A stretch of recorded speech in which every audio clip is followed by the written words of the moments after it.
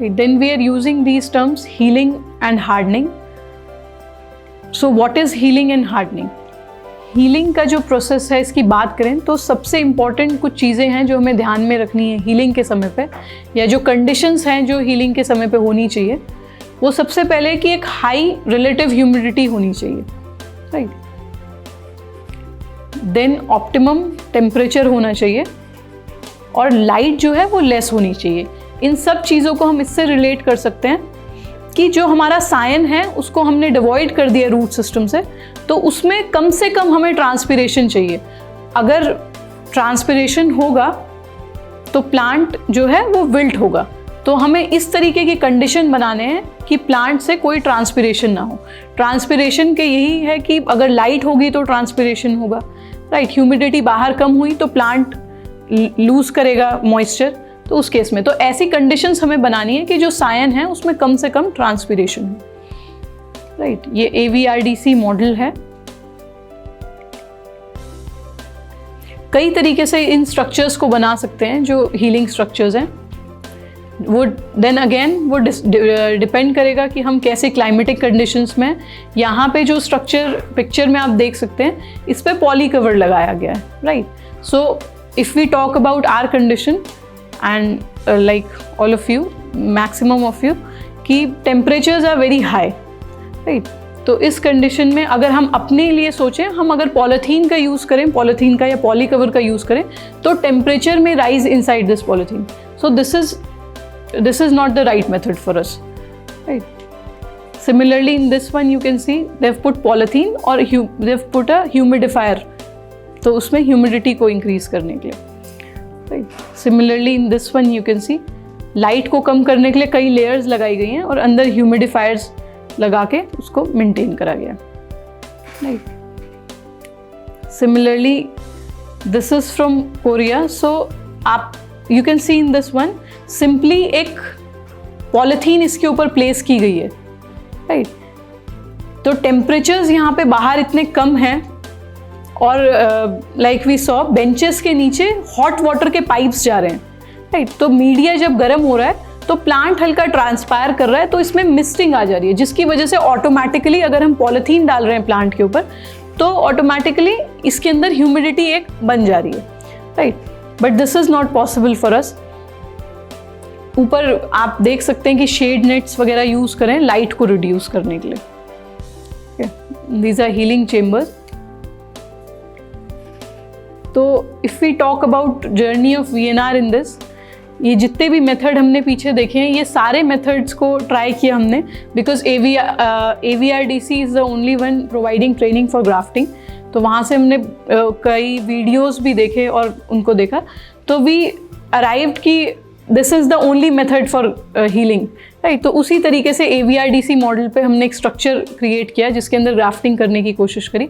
तो we didn't got very good percent in success, क्योंकि temperatures हमारे यहाँ हाई है। हमने पॉलीथीन से उसको कवर किया तो अंदर बहुत ज़्यादा राइज हुआ टेम्परेचर का, जिसकी वजह से मॉर्टेलिटी आई। तो उसके बाद हम लोगों ने, जैसा इवेपोरेटिव कूलिंग का कॉन्सेप्ट है, वेट पैड फैन सिस्टम जिस कॉन्सेप्ट पे चलता है, जैसा कि इवेपोरेटिव कूलिंग का कॉन्सेप्ट है, सेम वही कॉन्सेप्ट जिस पे वेट पैड सिस्टम चलता है। तो जो ग्रीन हाउस के फ़ैन हैं वो हॉट एयर को बाहर पुश करते हैं, जिससे कि प्रेशर ग्रेडियंट की वजह से बाहर की एयर वेट पैड से ठंडी होती हुई अंदर आती है। हीलिंग चेम्बर को पॉलीथीन शीट से कवर करने पर टेम्परेचर और ह्यूमिडिटी बहुत ज़्यादा हो जाने की वजह से ग्राफ्टेड प्लांट्स विल्टिंग शो कर रहे थे।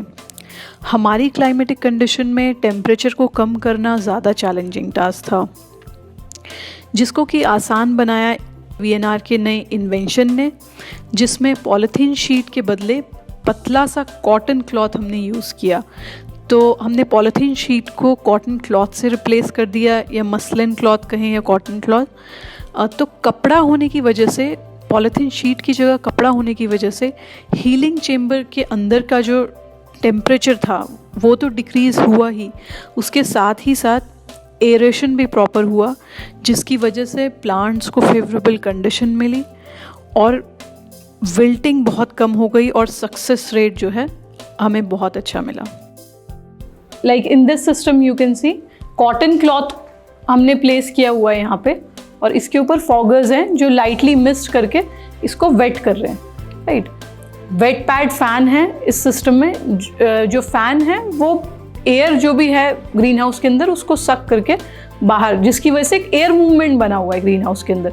तो एयर जब भी मूव हो रही है यहाँ से, तो वेट क्लॉथ में के अंदर एक ह्यूमिडिटी मेंटेन हो रही है, राइट। और इवेपोरेटिव कूलिंग की वजह से वहाँ पे जो टेम्परेचर है वो लोअर डाउन हो जा रहा है। इसको हम डेली अपने उससे रिलेट करें अगर इवेपोरेटिव कूलिंग को, कि जैसे गर्मियों के दिन में अगर हम कोई भी गीला कपड़ा हाथ पे बांधे या मुंह पे रखते हैं, तो जो भी गर्म हवा है जैसे ही लगती है वो वेपर्स के फॉर्म में उसके चेंज हो जाता है, राइट। तो जो आपका जो भी सरफेस होता है वो ठंडा फील होता है, राइट। जो आपके बॉडी है या स्किन का सरफेस है उसका जो हीट है वो जो वेटनेस है उसको वेपर्स में कन्वर्ट करती है, तो जितना भी हीट होता है वो लूज होता है, राइट। तो इसकी वजह से जो रिजल्टेंट सरफेस होता है वो कूल डाउन हो जाता है। जो सेम कॉन्सेप्ट सेल्यूलोज पैड्स में भी लगता है, राइट। सो बेसिकली जो कॉटन क्लॉथ यहाँ पे हमने यूज़ किया है ये रिलेटिव ह्यूमिडिटी को भी इंक्रीज कर रहा है,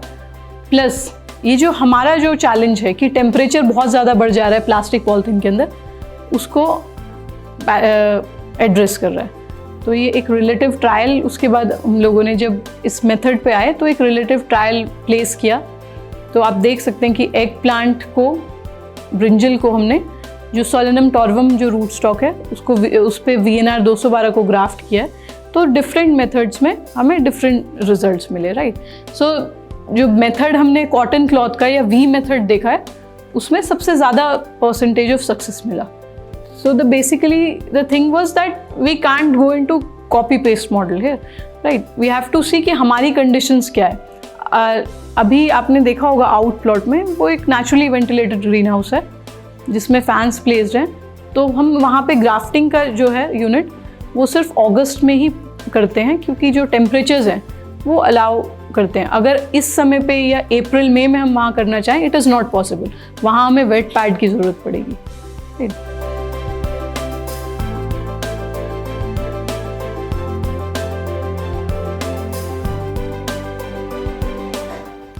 अगर हीलिंग का प्रोसेस का हम बात कर रहे हैं तो इमीडिएटली ग्राफ्टिंग करके हम जो टनल्स आपने देखे उसके अंदर ट्रेस को प्लेस कर दे रहे हैं, राइट। तो डे 1 से डे 3 के अंदर तक 3 दिन तक वो कम्प्लीटली उस टनल के अंदर रह रहा है जहाँ पे ह्यूमिडिटी, टेम्परेचर और लाइट मेंटेन्ड है। फॉगर्स की हेल्प से उसको हम वेट रख रहे हैं क्लॉथ को। इस बात का हमें ध्यान रखना पड़ेगा कि फॉगर सिर्फ उतने ही चले कि जो क्लॉथ है वो हल्का सा मॉइस्ट हो और पानी अंदर ड्रिप ना हो, राइट। हम नहीं चाहेंगे कि जो प्लांट अंदर रखा है उसका फोलिएज वेट रहे हर समय, वो fungal diseases and other chances जो है उसको बढ़ा देगा, राइट। तो फोलिएज को हमें ड्राई रखना है, इसलिए जो भी क्लॉथ है ऊपर टनल के वो मॉइस्ट होना चाहिए बट ड्रिपिंग वेट कभी भी नहीं होना चाहिए, राइट। डे 4 में इवनिंग आवर्स में अब हम धीरे धीरे जो प्लांट है उसको एक्लिमेटाइज करना चाह रहे हैं, राइट। तो हम जब इवनिंग में जब हमने देखा कि सूरज ढल गया है, अच्छा टेम्परेचर है, शाम को जाते हुए उस क्लॉथ को हम डे 4 को हम हटा दे रहे हैं, राइट। इसमें डे 1 हमने जिस दिन ग्राफ्टिंग करी है उसको कंसिडर कर रहे हैं, ओके। डे 5 और 6 में हम लोग मॉर्निंग में भी ये जो क्लॉथ जब आते हैं उसको खोल के रखते हैं, बट 5th डे जब आते हैं तो कई बार ऐसा होता है क्योंकि प्लांट धीरे धीरे एक्लिमेटाइज करेगा, तो सुबह जैसे ही 10 बजे के करीब या कभी 9:30 बजे के करीब अगर समर्स की बात करें, जैसी लाइट बढ़ती है तो प्लांट में एकदम विल्टिंग दिखाई देने लग जाता है, तो तुरंत हम उसको क्लॉथ को वापस से कवर कर देते हैं, राइट। फिर शाम के टाइम जाते हुए उसको दोबारा हम लोग रिमूव कर दें। सो द प्रोसेस इज कि धीरे धीरे उसको प्लांट को हम एक्लिमेटाइज कर रहे हैं, हार्डन कर रहे हैं, ठीक है।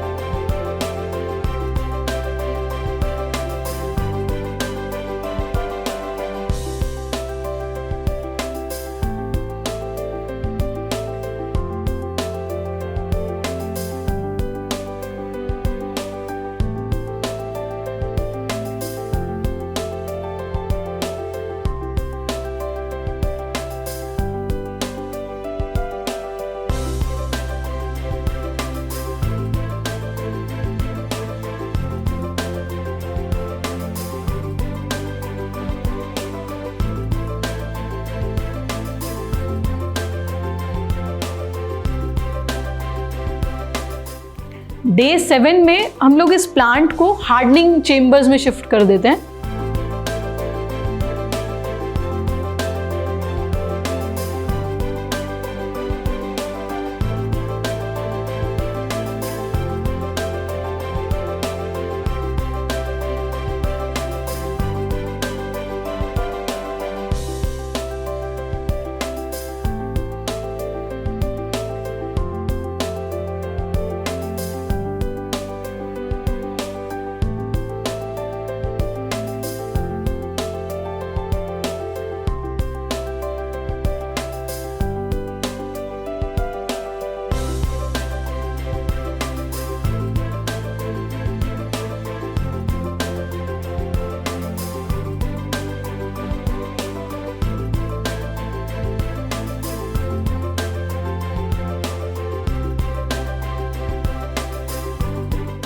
हार्डनिंग चेम्बर्स जो टर्म मैंने यहाँ यूज़ किया, हम लोग नेट हाउसेस में भी ऑपरेट कर रहे हैं, तो we shift it in net houses.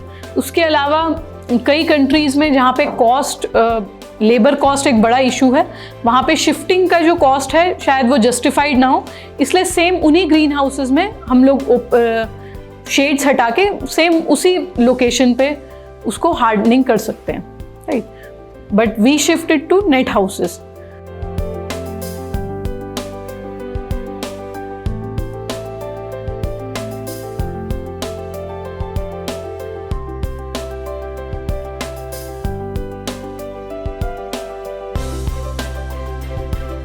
Generally stage 1 हम हीलिंग का बोलते हैं। डे 1 से जो डे 3 का स्टेज है वो एक क्रिटिकल स्टेज है, उसको हम हीलिंग का फर्स्ट स्टेज बोलते हैं, राइट, जिसमें जो टनल्स हैं वो कवर्ड रहते हैं। इसके बाद जो डे 4 टू डे 7 है उसमें हम ऑन एंड ऑफ इस क्लॉथ को 4th डे और 5th डे थोड़ा सा एक्लिमेटाइज करने के लिए इसे इस तरीके से ओपन करते हैं। देन 7th डे इवनिंग में we shift these plants to net houses, और maybe in some cases उसी ग्रीन हाउस में हम लोग शेड्स को हटा देंगे।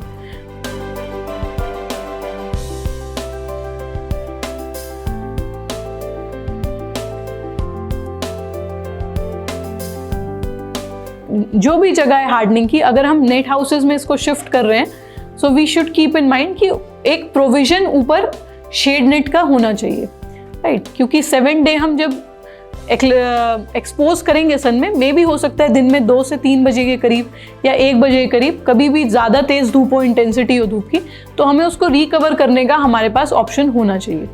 जनरली 1 से 2 दिन हम पीक आवर्स में इसको कवर करते हैं शेड से, उसके बाद नर्सरी कंप्लीटली हार्डन्ड हो जाती है और डे 10 से कोई भी तरीके के शेड नेट की हमें ज़रूरत नहीं पड़ती है।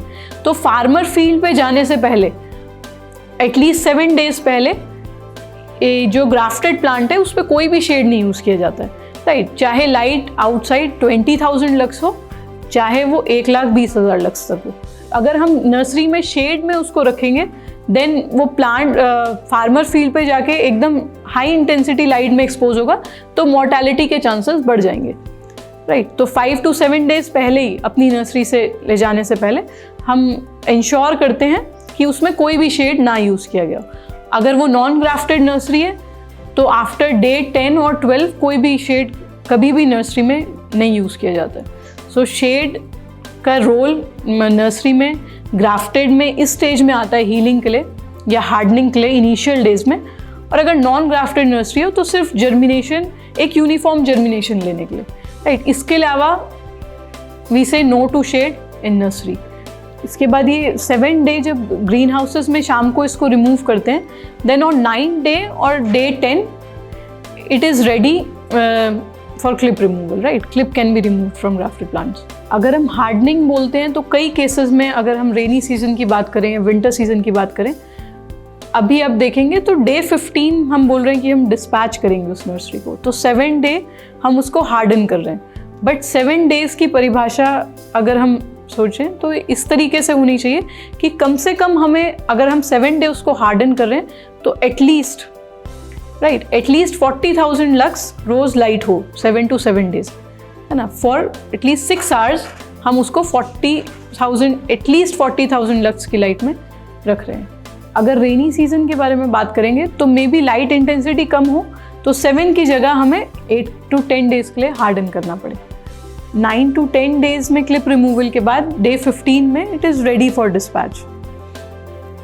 राइट, डे 1 अगर हम उसको ब्रीफ करना चाहें, अगर डे 1 को हम ग्राफ्टिंग बोल रहे हैं, राइट, तो डे 1 to डे 7 हीलिंग में हमने कैटेगराइज किया है। Then day 8 to day 15 hardening है, एंड 15 डे जो प्लांट है हमारा ग्राफ्टेड प्लांट है, it is ready to dispatch.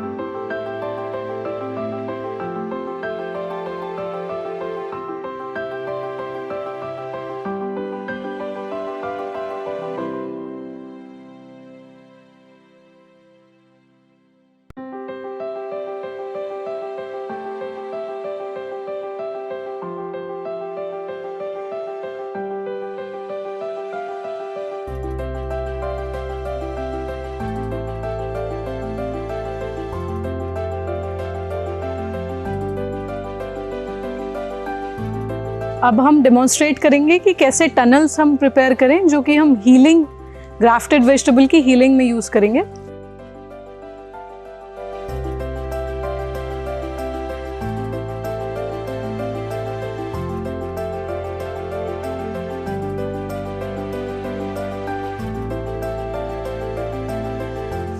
इस बेंच में देख सकते हैं कि ये बेंच परफोरेटेड है, तो हमने एक ह्यूमिडिटी का लेवल मेंटेन करना है टनल्स के अंदर, जिसके लिए हम इसको एयर पैक करने के लिए कोई भी पॉलीथीन शीट को यूज़ कर सकते हैं। उसमें कलर का बहुत ज़्यादा रोल नहीं है, किसी भी कलर का हम पॉलीथीन यूज़ कर सकते हैं। थिकनेस इतना होना चाहिए कि एटलीस्ट हम 2 to 3 टाइम्स उसे यूज़ कर पाएँ।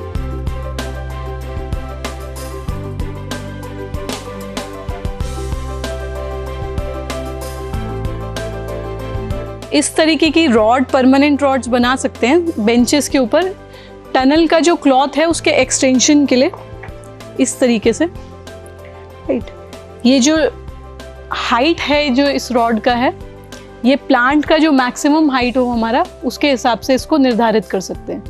जो प्लांट हाइट है उससे 1 से 2 इंच हम उसका ऊंचा रख सकते हैं। बेंच का डिसइंफेक्शन बहुत इंपॉर्टेंट है टनल का, बिकॉज अगले 5 दिन के लिए ये क्लोज रहने वाला है और यहाँ पे जो बहुत ही मॉइस्ट कंडीशंस होंगी, जिसकी वजह से यहाँ फंगल इन्फेक्शन के चांसेस बहुत ज़्यादा है। तो हमें डिसइंफेक्शन का, हाइजीन का बहुत ज़्यादा ध्यान रखना है, सैनिटेशन का।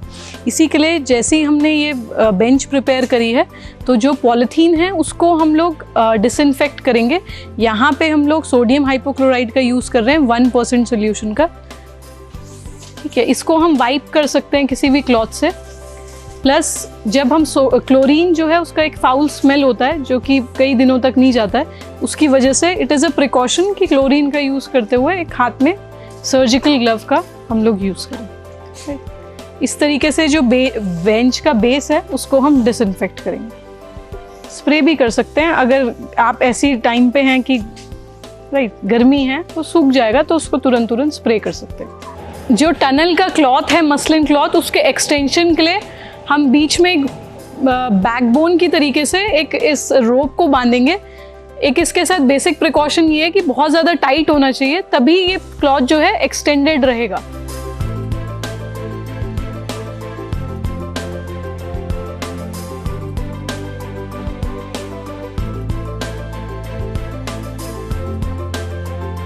राइट, इस रोप को बांधने के बाद इसको इंश्योर कर सकते हैं कि ये बिल्कुल टाइट बंधा हो।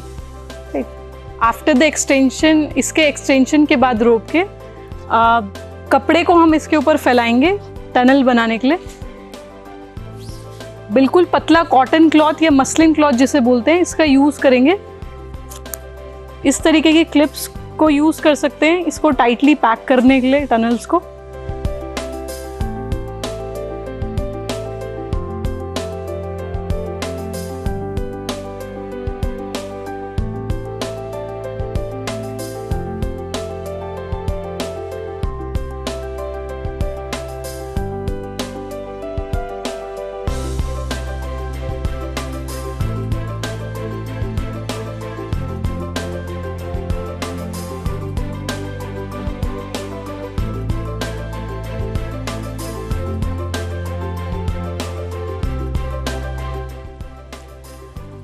ग्राफ्टिंग हमने टोमेटो और ब्रिंजल में करी है। अगर डे 1 हमने ग्राफ्टिंग की है तो डे 9 या डे 10 हम ग्राफ्टेड प्लांट का क्लिप रिमूवल कर सकते हैं। हमने ग्राफ्टिंग वेट पैड फैन में करी थी और हीलिंग प्रोसेस डे 1 से लेके डे 7 तक वहीं किया था। उसके बाद हमने इसको यहाँ नेट हाउस में हार्डनिंग के लिए शिफ्ट कर दिया है प्लांट को। आज डे 10 है और हम इसका क्लिप रिमूव करेंगे। टोमेटो का प्लांट है ये। इसके लिए हमें एक ट्रे चाहिए होगी जिसमें अगर कोई भी प्लांट सक्सेस नहीं हुआ तो हम ट्रे में से उस कैविटी को निकाल के डिस्पोज कर पाएँ।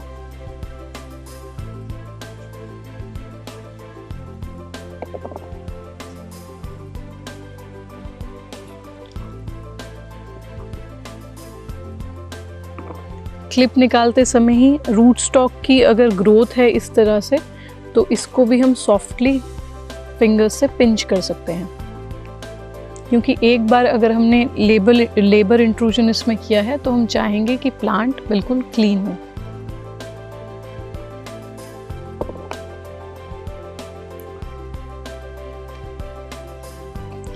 इसी ट्रे में क्योंकि हमने सिलिकॉन ट्यूब्स को यूज़ किया है जो कि 2 टाइम यूज़ क्लिप्स हैं, तो इसको हम इन क्लिप्स को सिलिकॉन क्लिप्स को इसी ट्रे में इकट्ठा करते रहेंगे, जिसके बाद हम इसको डिसइंफेक्ट करेंगे दूसरे यूज़ से पहले। इसके लिए हम सोडियम हाइपोक्लोराइड या कोई और डिसइंफेक्टेंट का हेल्प ले सकते हैं। उसी समय हमें ध्यान में रखना है क्लिप रिमूव करते हुए, अगर प्लांट सक्सेस है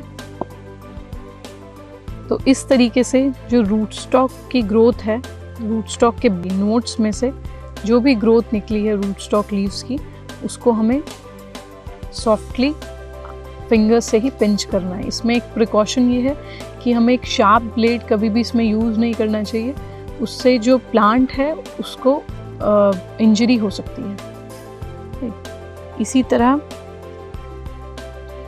कई बार ह्यूमिडिटी ज़्यादा होने के कारण क्लाउडी कंडीशंस में टोमेटो या अन्य क्रॉप्स में इस तरीके से रूट फॉर्मेशन हो सकता है। इसको भी हम लाइटली फिंगर्स से रिमूव कर सकते हैं। इसमें भी ये प्रिकॉशन रखना है कि कोई भी ब्लेड हमें यूज़ नहीं करना है। क्लिप निकालते समय हमें ध्यान देना है, कुछ रूट स्टॉक्स जो कि वाइल्ड हैं उनका ग्रोथ बहुत ही विगरस रहता है। जैसे इसमें देख सकते हैं कि जो रूट स्टॉक के ग्रोथ की वजह से सायन में मॉर्टेलिटी आ गई है। जितना भी न्यूट्रिएंट और वाटर अपटेक है ये सारा का सारा ये रूट स्टॉक यूटिलाइज कर ले रहा है। तो इस केस में हमें टाइमली रूट स्टॉक का जो ग्रोथ है उसको रिमूव करना है। क्लिप निकालते हुए अगर कोई इस तरीके का प्लांट है जिसमें सायन निकल चुका है तो इसको हम डिस्पोज ऑफ कर देंगे, या फिर इस तरीके का कोई भी प्लांट है जिसमें सायन सूख के मॉर्टेलिटी हो चुकी है तो उसको भी हम डिस्पोज ऑफ कर देंगे। अगर मेरे पास 100 कैविटी का ट्रे है तो उसमें से मैं लिख सकती हूँ कि कितने प्लांट्स सक्सेस हैं और कितने plant total number of plants हैं, जिसके बेसिस पे मैं अपना सक्सेस परसेंटेज निकाल सकती हूँ। हमारे पास एक डायरी और एक पेन होना चाहिए जिसमें हम सक्सेस परसेंटेज नोट कर पाएँ। सक्सेस परसेंटेज पता होना ज़रूरी है। एक रिकॉर्ड कीपिंग के लिए किसी भी नर्सरी में जो भी ग्राफ्टर्स हों उनका इंडिविजुअली हमें एक रिकॉर्ड रखना चाहिए कि वो उनका सक्सेस परसेंटेज कितना है हर क्रॉप के हिसाब से, जो कि हमें हेल्प करेगा प्लानिंग में और प्रॉपर लेबर प्लेसमेंट में। हम उसको कैटेगराइज कर सकते हैं स्किल्ड और अनस्किल्ड लेबर्स को, और हम अच्छे से प्लान कर सकते हैं कि अगर हमें अल्टीमेटली नंबर ऑफ प्लांट्स जितने भी चाहिए उस हिसाब से हम उसको इंक्रीज़ कर सकते हैं अगर हमारा ग्राफ्टिंग सक्सेस कम या फिर ज़्यादा है।